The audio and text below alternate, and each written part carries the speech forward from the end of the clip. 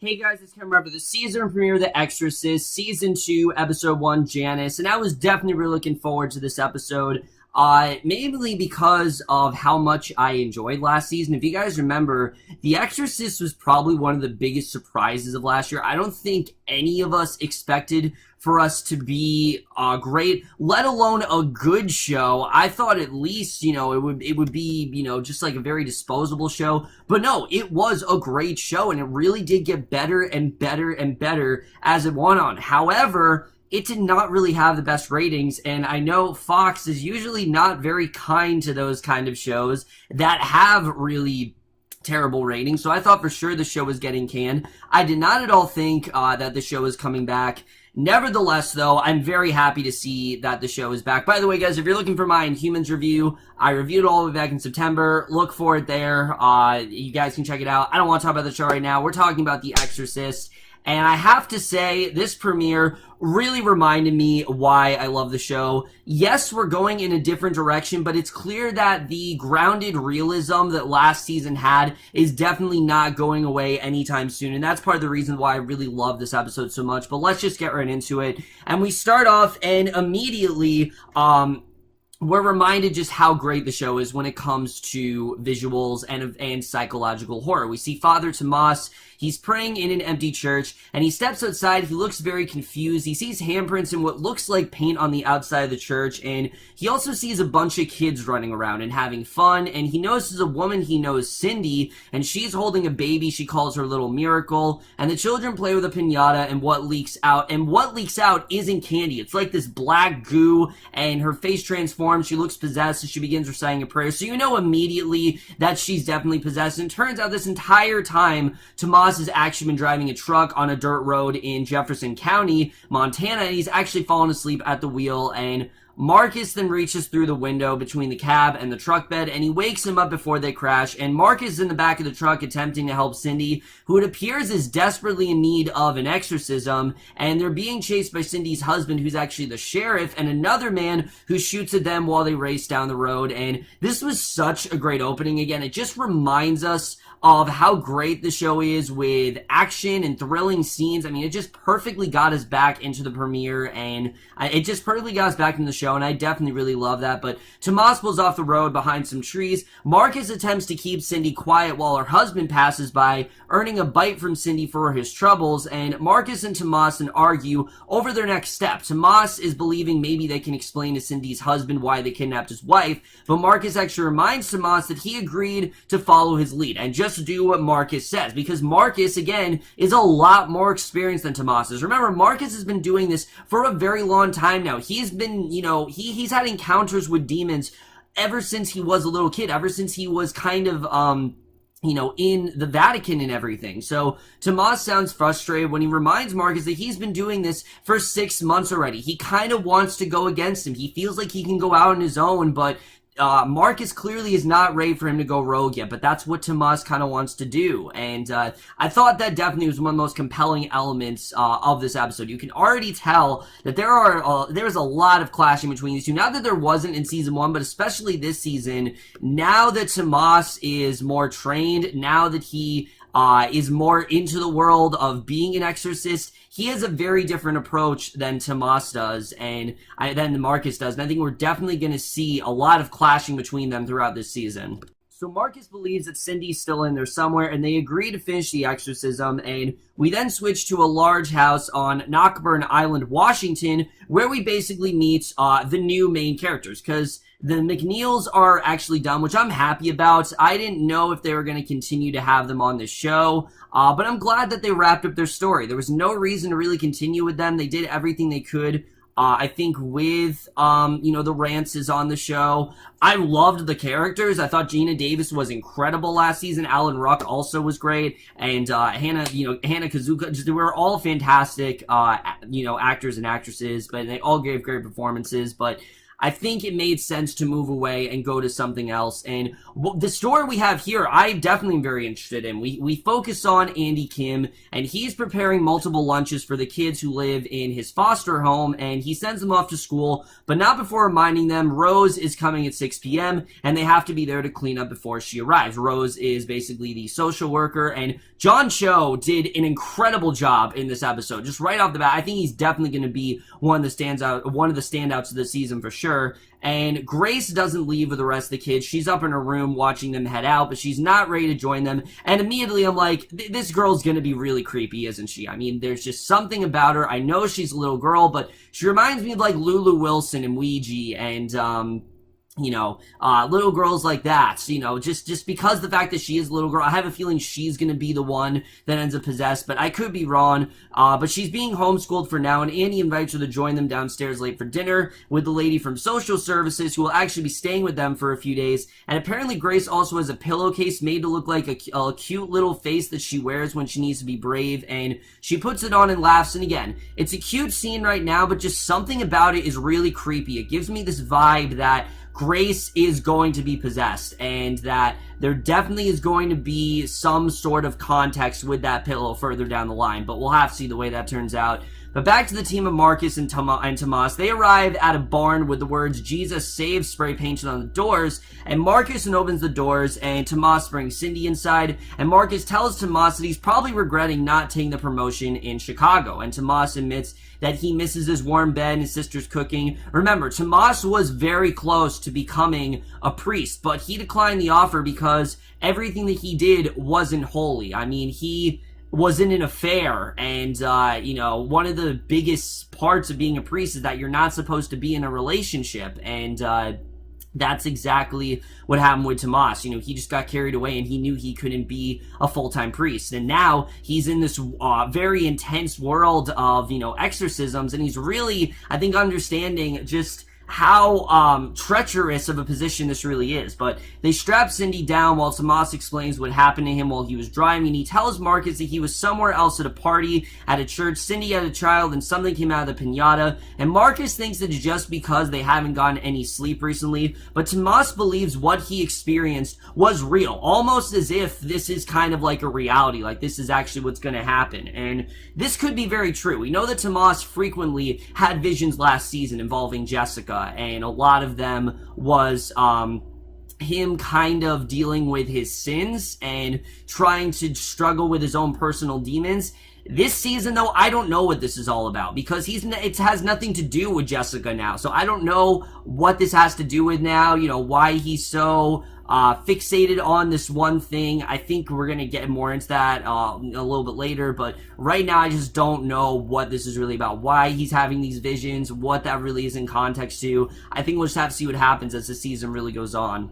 So just then, Cindy stops writhing and saying it hurts, and Marcus determines that they have to get an intravenous drip going and wants Tomas to get the medical supplies they need to keep her alive. And after Tomas leaves, the demon in Cindy then tells Marcus he was right to be worried and to send Tomas away. It says that it will have Tomas, and that Tomas has talents that Marcus will never possess. And the demon also claims that Tomas opened his mind and actually let it in, and that Tomas is the reason why this demon is here. And this demon frequently taunts Marcus throughout the episode, and again, it's really getting into Marcus's psyche and really all the things I think that Marcus is afraid of, that Tomas is simply just better at this than he is, and that he knows what he's doing. I think that is something that Marcus is kind of worried about. But the kids in Washington walk through the woods talking about witches, and we meet the character of Verity, who is in fact played by Brianna Hildebrand. Yes, that is Negasonic Teenage Warhead, which it was so cool to see her in another show. I haven't really seen her in anything since Deadpool, so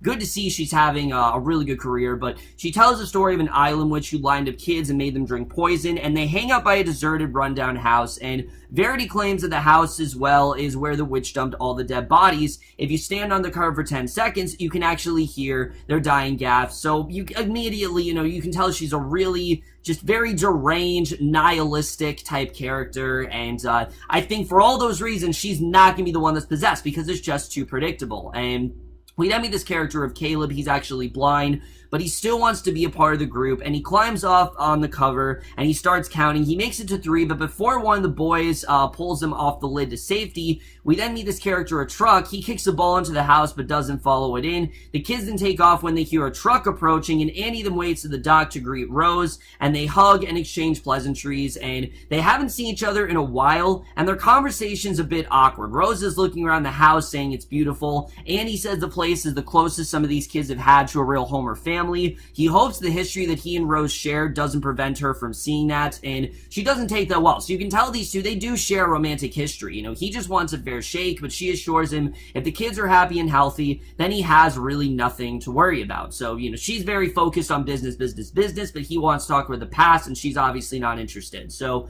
Cindy tells Marcus the demon told her he could bring her baby back and let her hold it one more time, and Marcus says that's a lie and tries to get her to keep talking, and she describes when she first met her husband and their first date. She broke her ankle and he carried her home, and she then asks Marcus if he has someone special, and he says that he's a priest, so he's married to God, and the demon reveals that it knows Marcus is no longer a priest and asks what his heart wants most, and the demon says that Marcus was actually abandoned by God and that praying does nothing since God doesn't listen to him anymore. God's not happy with Marcus anymore for what he did, and the demon claims the father Tomas is actually God's new favorite, and that Marcus needs Tomas more than Tomas actually needs him. And I mean, you could say that doesn't make sense because, you know, what Tomas did with Jessica, but again, Tomas kind of did penance last season. He kind of confessed his sins. He's gotten over it. So I think God has pretty much forgiven Tomas, and he's moved on to him. And the demon laughs as Marcus prays. And again, you can just tell how it's getting into Marcus's head here. And I think that definitely is just really compelling stuff. But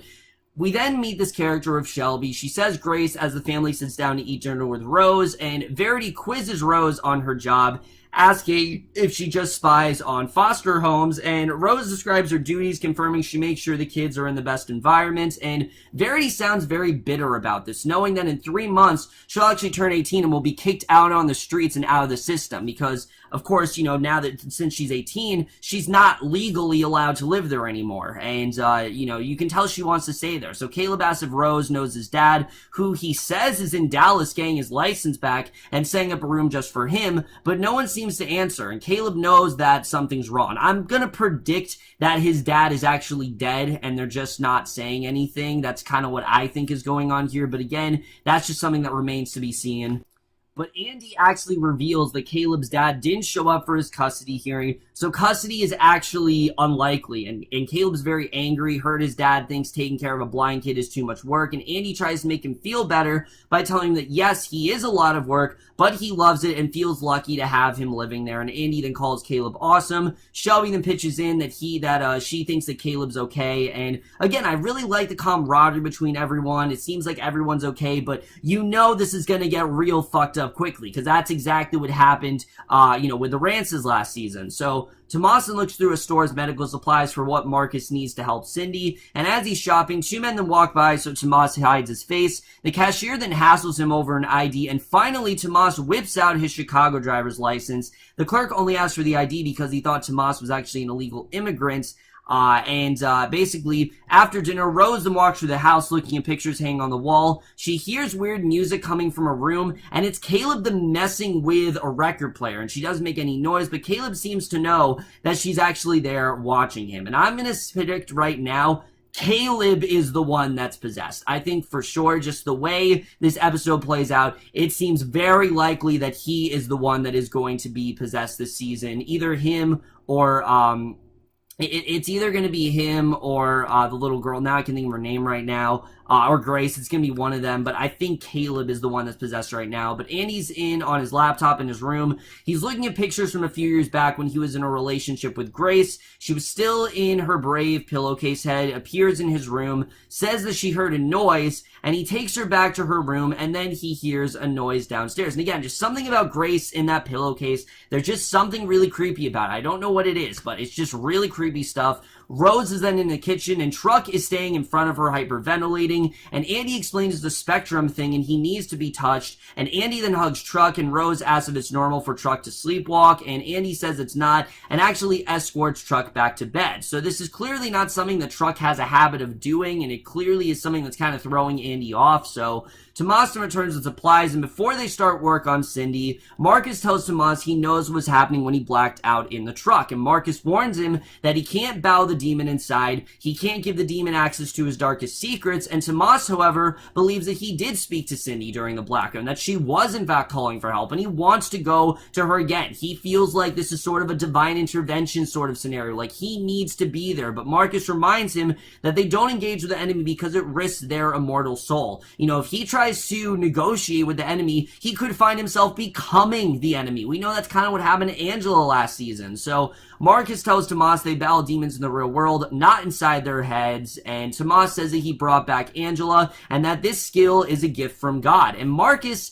isn't so sure. He feels that Tomas is getting a bit ahead of himself, and he says that with pride comes disgrace, but with humility comes wisdom. And I very much do agree with that, you know, for everything that's great, there is something disgraceful about it. But the humility, you do kind of learn from it. And that's something that he wants. He wants Tomas to really learn from this. And Tomas mutters under his breath about being treated like a schoolboy. And Marcus says it's fair enough that Tomas doesn't really need him. And I don't know if that's really true, if Tomas doesn't need him, but I do think that Tomas can very much get by without Marcus. But Andy and Truck then make it back to Truck's room. They discover Caleb isn't in his bed. The window's open and Andy then races from the room, and Cindy's husband and another man arrive at the barn, where inside Marcus and Tomas are in the middle of the exorcism. The demon's actually contorting Cindy's body, which is still restrained on the table, IV in her arm, and she's bent backwards nearly in two as the sheriff demands they open the door or it will be kicked in, and Marcus tells Tomas to finish the exorcism and then he'll answer the door.